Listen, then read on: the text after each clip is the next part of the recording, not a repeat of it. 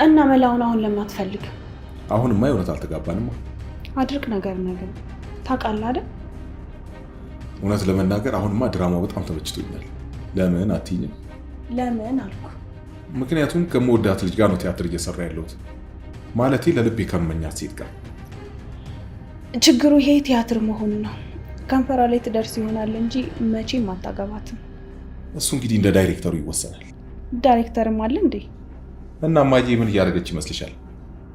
የዳይሬክተር ስራ ተዋሪዎቹን አድርጉ የሚላቸውን ማድረግ ነው አይደለ? እና ዳይሬክተሩ ለጂ ስላላት ልትወልድ ነው ማለት ነው? ያው የውሸት ልትወልድ ትችላለች። ችግሩ እኮ እናት የሚፈልጉት የእውነት ልጅ ነው። እና ድራማው ይበላሽ እና ውለጅ እያልከኝ ነው? እንግዲህ አማራጭ ከሌለ ምን እናደርጋለን?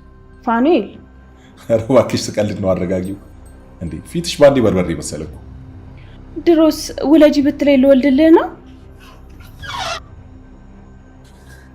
በእናንተ ቤት ድራማችሁ ያልታወቀ መስሏችሁ ነበር። ወይሽ እማዬ አትበልም።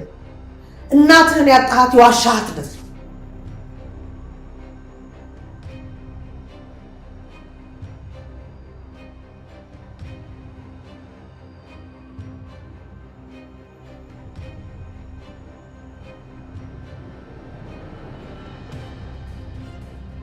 ከልጇ ናሆም ቤት ወጣ።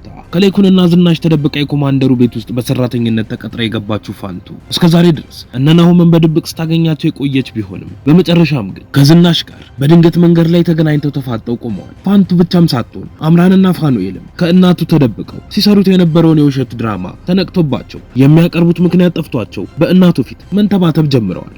ከዚህ አስቀድሞ አምራን ከፋኑኤል ጋር አብረው ተቀምጠው እያወሩ እሷን በመሃል በቃ አሁን ሁሉንም ነገር ረስተን ልጅ እንውለድ፣ እናትህም እኮ በየቀኑ እየጨቀጨቁኝ ስለሆነ በሰላም መቀመጥ አልቻልኩም፣ ሐሳባቸውን እናሳካላቸው ብላ ያለችው ባለችበት እናቱ በሩን ከፍታ ትገባና ስሜን ስታነሺ ሰማው ልበል? መቼም አንቺ ስሜን እያነሳሽኝ እድሜ አይረዝም ብሎ ሲሏት እሷም በድንጋጤ ስሜት ውስጥ ሆና ኧረ እኔ አላመሁትም ማዘርጌ ማለቴ እናቴ ብላ መንተባተብ ስትጀምር ፋኑኤልም በመሃል ይገባና እማዬ መጀመሪያ ግን ሰላምታ አይቀድምም ብሎ ሲላት እሷም ሰላም ነኝ፣ እኔማ እንደናንተ ክፋት እና ተንኮል እስካሁን የደረሰብኝ ነገር የለም፣ መቼም ስም ጠርቼ እከሌ ብል እኔማ አያምርብኝም ብላ ስትል ፋኑኤልም እማዬ ለምን ግልጹን አትናገሪ ነገሩን እኮ የበለጠ እያወሳስብሽው ብሎ ሲላት እሷ አያፈጤ ጋር ዛሬ ደውዬ ነበር፣ ያው እንደምታውቁት ይሄ ቤት ሰራተኛ ያስፈልገዋል ብላ ስትላቸው እሱም ታዲያ ምን ችግር አለው እማዬ መቅጠር እኮ እንችላለን ብሎ ይላታል። አምራንም በዚህ ጨዋታቸው መሃል ትገባና ፋኑ ቆይ እኔ እያለሁ ለምን ሲባል ነው ሰራተኛ የሚቀጠረው? ይህንን ነገር እኮ እኔ ላደርገው እችላለሁ መቼም ለሶስታችን አላንስም ብላ ስትል እናትየውም ትቀጥልና አረ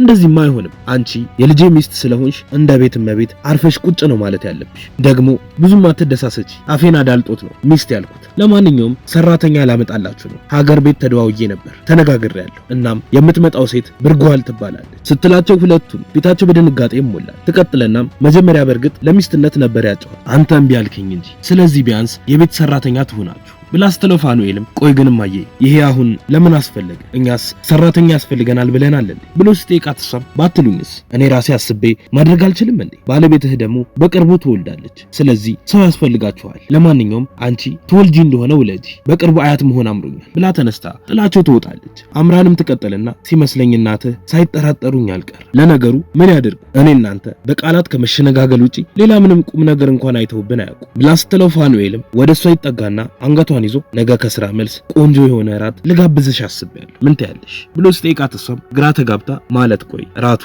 የድራማው አንዱ አካል ነው እንዴ ብላ ስጠይቀው እሱም አይደለም ይሄ ራት የእውነት ግብዣዬ ነው አለ አይደለ ከእማዬ ትንሽ ዞር ብለን የእውነት የሆነ ጥሩ ጊዜ እንድናሳልፍ እፈልጋለሁ በዛ ላይ አንድም ነግርሽ ትልቅ ነገር ይኖረኛል ብሎ ከንፈሯን ለመሰም ሲጠጋ እናቱ ተመጣባቸውና ያቋርጣሉ። በዚህን ሰዓት ላይ ዝናሽና ጩና መኪና ውስጥ ተገናኝተው እያወሩ ነበር። ዝናሽም ትቀጥለና እንዴት ነሽ ጩና እስቲ ቀና ብለሽ አናግሪ አጉል አይናፋር ሴት አትምሰይ ብላ ስትላጩናም በንግግሯ ግራ ተጋብታ ምን እያሉ ነው አልገባኝም ብላ ስትጠይቃት ዝናሽም ምን አስቸኮለሽ አሁን ሁሉንም ነገር እንዲገባሽ አድርጌ የለ እንዴ ታውቂያለሽ ዳግም ለኔ ትልቅ ስጦታዬ ነው። ከልጄ እንድትርቂልኝ እፈልጋለሁ። እናም ላስጠነቅቅሽ ነው የመጣሁት። ልጄ ወደ ቤት እንኳን መመለስ ያቆመው ካንቺ ጋር ግሮሰሪ ለግሮሰሪ እየተንጓተተ እንደሆነ ሰምቻለሁ ብላ ስትላጩናም ንዴቷን ዋጥ አድርጋ ቆይ ግን ለምንድን ነው እንደዚህ አይነት ንግግር እየተናገርሽ ያለሽው ብላ ስጠይቃት ዝናሽም ልጄን እኮ ከአምራን ጋር ያስቆምኩት እንዳንቺ አይነት አጭበርባሪና ሌባ ላይ እንዲወድቅ አይደለም እሺ ብላ ስትላጭናም ትዕግስቷ ያልቅና ይበቃሻል በቃ ከዚህ በላይ እንድትናገርኝ አልፈልግ ብላ ስትላት ዝናሽም አረ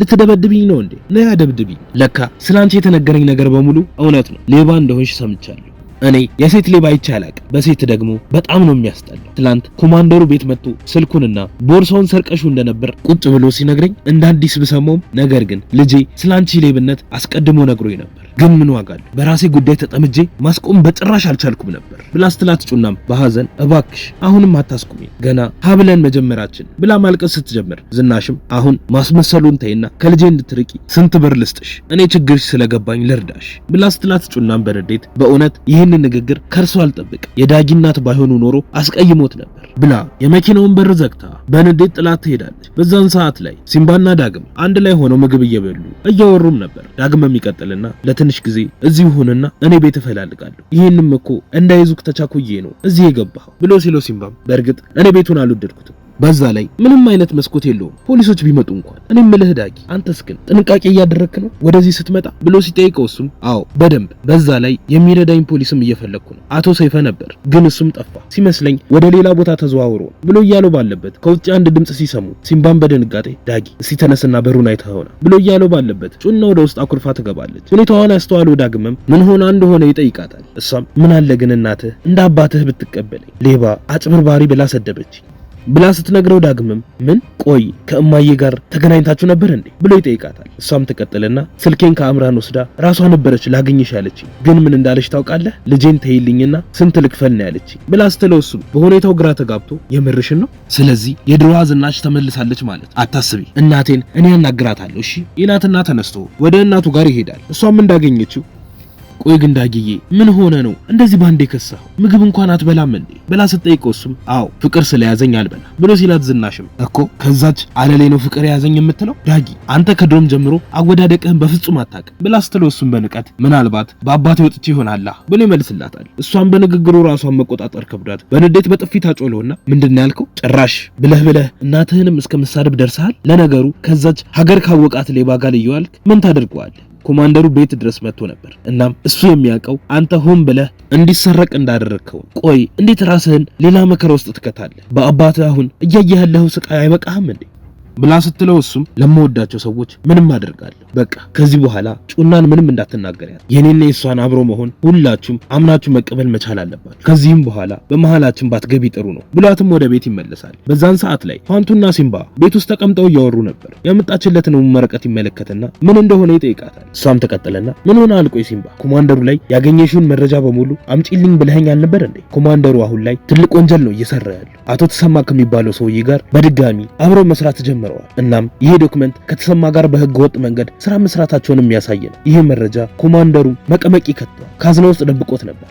ግን እኔ ደግሞ መቆለፊያ ቁጥሩን ስለማቀው ወስጄበት አመጣውልክ ብላ ስትለው ሲምባን በደስታ ከተቀመጠበት ተነስቶ ያቅፋትና የእውነት አንቺ በጣም ከጠበቅኩት በላይ ጉደኛ ሴት ነሽ ብሎ ይላታል እዛው ተቃቅፎ ባሉበትም ዳግም ይመጣባቸው ከዚህም በኋላ ነው ፋንቱ ከዛ ቤት ወጣ እየተራመደች ባለችበት ከዝናሽ ጋር መንገድ ላይ እየተገናኙ ፋኑኤልና አምራንም ድራማቸው ታውቆባቸዋል በቀጣይ ምን የሚፈጠር ይመስላችኋል ሐሳብ እንዲሁም አስተያየታችሁን ኮሜንት ላይ ጻፉልን